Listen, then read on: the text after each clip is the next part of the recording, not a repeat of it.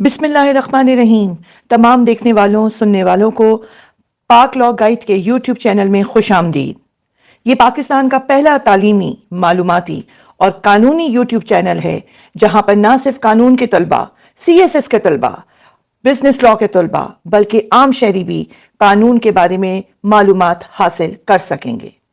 कानून के मुतालिक सिर्फ मालूमात ही नहीं, बल्कि कानून के तलबा मुख्तसर बेहतरीन नोट्स भी हासिल कर सकेंगे। पाक लॉ गाइड की हर वीडियो को हासिल करने के लिए सब्सक्राइब का रेड बटन दबाएं, सामने मौजूद बेल का बटन दबाएं ताकि तमाम मालूमाती मुफ्त वीडियोस सबसे पहले आपको मिलें। इन वीडियोस पर थम्स अप करें और हमारे पाक लॉ गाइड चैनल को अपने दोस्तों से शेयर करना बिल्कुल भी ना भूलें। तो आइए आज हम बात करते हैं अपने आज के टॉपिक पर। बिस्मिल्लाहिर्रहमानिर्रहीम। तमाम सुनने वालों, देखने वालों और जानने वालों को अस्सलाम वालेकुम। आज फिर हम एक नए और मुनफरिद टॉपिक के साथ आपके साथ मौजूद हैं। हम सब ने ये लफ्ज़ अपनी ज़िंदगी में कभी ना कभी, कहीं ना कहीं सुना भी है। इस लफ्ज़ की बुनियादी तौर पे क्या इस्लामिक वैल्यू है, पाकिस्तान के कवानीन इसके बारे में क्या कहते हैं और ये हक़ क्यों औरत को दिया गया है। आज की वीडियो में हम इसके बारे में बात करेंगे। इन्फॉर्मेशन ज़रूर नहीं हो सकती है, बहुत सारी इन्फॉर्मेशन आपको दी जाएगी, लेकिन लफ्ज़ पुराना है। हक महर या डावर इस्लाम में औरत को हासिल शुदा एक बुनियादी हक है। जैसा कि हम जानते हैं, इस्लाम में निकाह को सुन्नत करार दिया गया है। निकाह या शादी एक ऐसा मुआशरती मुआहदा है जो औरत और मर्द के दरमियान गवाहों की मौजूदगी में तय पाता है। इस मुआहदे में हक महर को कंसिडरेशन के तौर पे माना गया है, या आप और हम ये भी समझ सकते हैं कि हक महर ऐसी पेमेंट है जो कि रिवॉर्ड के तौर पे निकाह की सूरत में मर्द की तरफ से औरत को दी जाती है। याद रखिए, हक महर औरत का हक है और मर्द पे देना फ़र्ज और वाजिब किया गया है। हक महर हमेशा औरत की मर्जी से तय किया जाएगा और उस हक महर को इस्तेमाल करने का हक 100% औरत को हासिल है। ये कहना गलत नहीं होगा कि बिला शिरकत गैर औरत अपने हक महर की रकम की मालिक होगी। कुरान पाक में बहुत सी आयात में, बहुत सी सूरतों में हक महर के बारे में तफसीलन बात की गई है। सूरह बकरा आयत 229 में अल्लाह ताला फरमाते हैं कि 2 बार तलाक के बाद या तो औरत को मामूल शराइत पे रखो या हुस्ने सलूक के साथ छोड़ दो, और तुम मर्दों के लिए जायज़ नहीं है कि तुम अपने महर में से जो तुमने इन्हें रकम दी है वो वापस ले लो। सूरह बकरा आयत 236 में भी इसी तरह जिक्र है। और ये भी बात याद रखिए कि ऐसा कोई भी निकाह जो बगैर महर के होगा वो फासिद और बातिल है। मज़ीद हक महर के बारे में जानने के लिए आप कुरान पाक में सूरह निसा की आयत नंबर 4, 19, 20, 24 और इसी तरह सूरह मुमतहना की आयत नंबर 10 का मुताला कर सकते हैं। आगे अब हम देखते हैं कि फतवा आलमगीरी के मुताबिक औरत की इज्जत को ताज़ीम देने के लिए हक महर औरत का हक और मर्द का फ़र्ज रखा गया है। इसी तरह मुल्ला के मुताबिक महर वो पैसा है या जायदाद है जो कि औरत के लिए निकाह का रिवॉर्ड है। हिदाया के मुताबिक ये टोकन ऑफ रिस्पेक्ट है, जबकि जस्टिस महमूद के मुताबिक अगर निकाह के वक्त पैसा या जायदाद बतौर हक महर मुकर्रर नहीं की गई तो उस सूरत में महर मुकर्रर करने का हक औरत के पास है।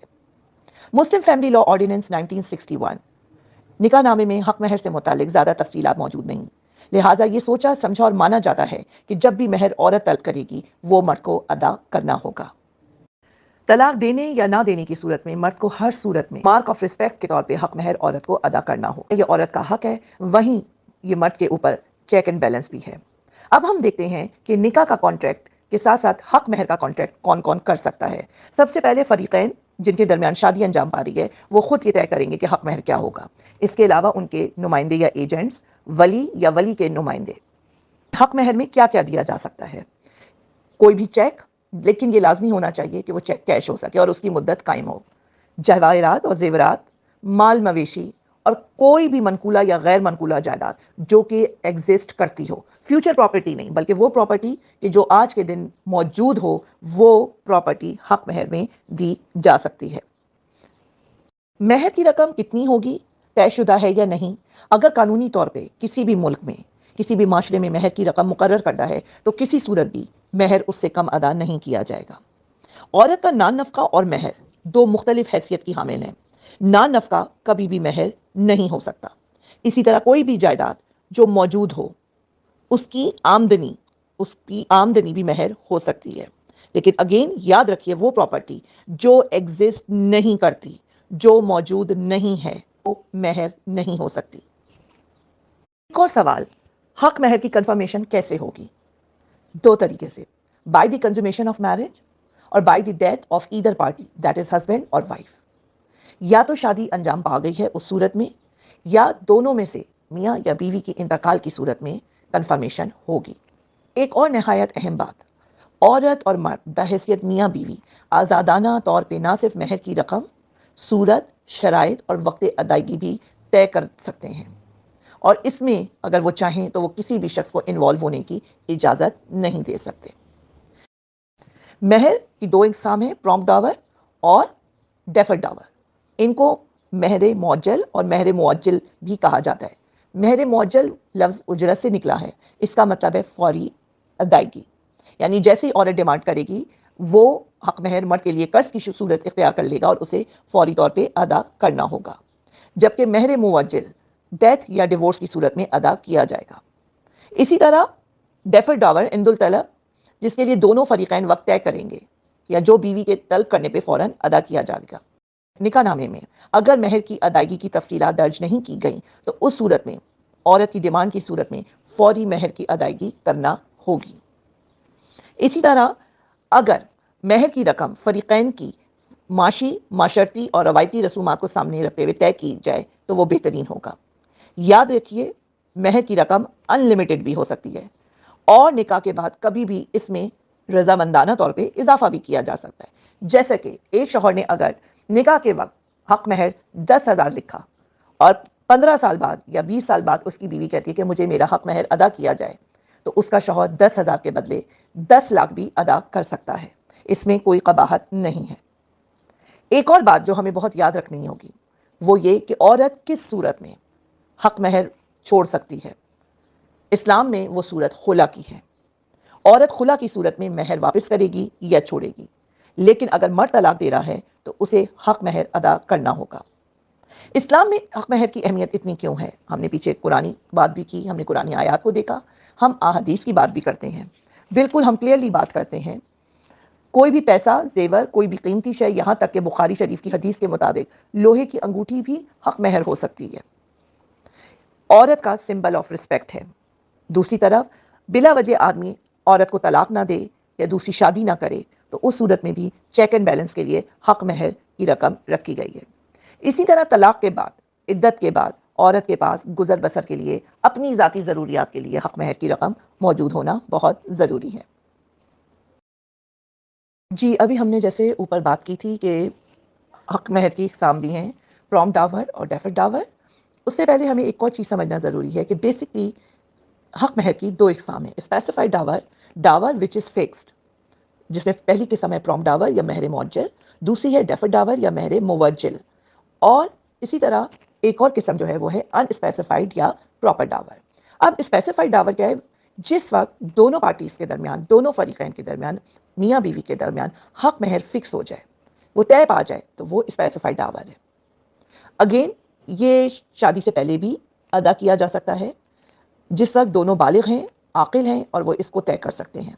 ہاں اگر ولی کے تحت، ولی کے انڈر مائنر کی شادی طے پائی ہے، نکاح طے پایا ہے، تو اس صورت میں ولی مہر طے کر سکتا ہے، لیکن یہاں یہ بات یاد رکھنی ہوگی کہ وہ کسی صورت بھی 10 درہم سے کم نہیں ہوگا۔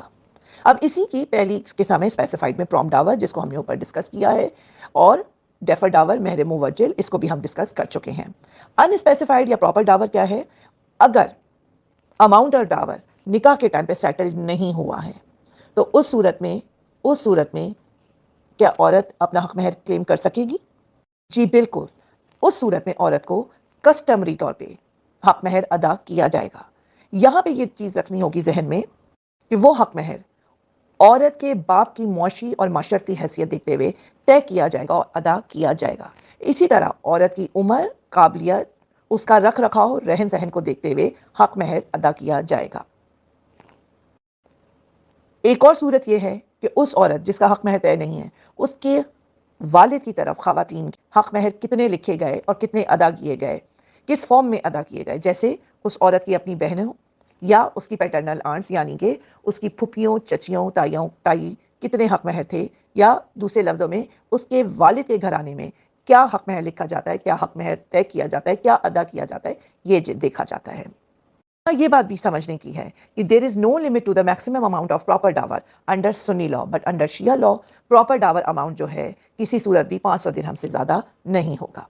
یہیں پر ہمارے ٹاپک حق مہر اور ڈاور کا اختتام ہوتا ہے. ہمیں امید یہ رکھتے ہیں کہ جس طرح آج کے ٹاپک کو ہم نے ڈیٹیل طریقے سے آپ کو سمجھایا ہے, بتایا ہے, آپ یہ سمجھ سکیں گے کہ اسلامی طور پہ حق مہر کتنی اہمیت کا حامل ہے. ہماری آج کی ویڈیو اور آج کا ٹاپک یہاں پہ ختم ہوتا ہے. مزید جاننے کے لیے, اپنے سوالات کے لیے اسکرین پہ موجود ای میل ایڈریس یا واٹس ایپ نمبر پر آپ کانٹیکٹ کر سکتے ہیں.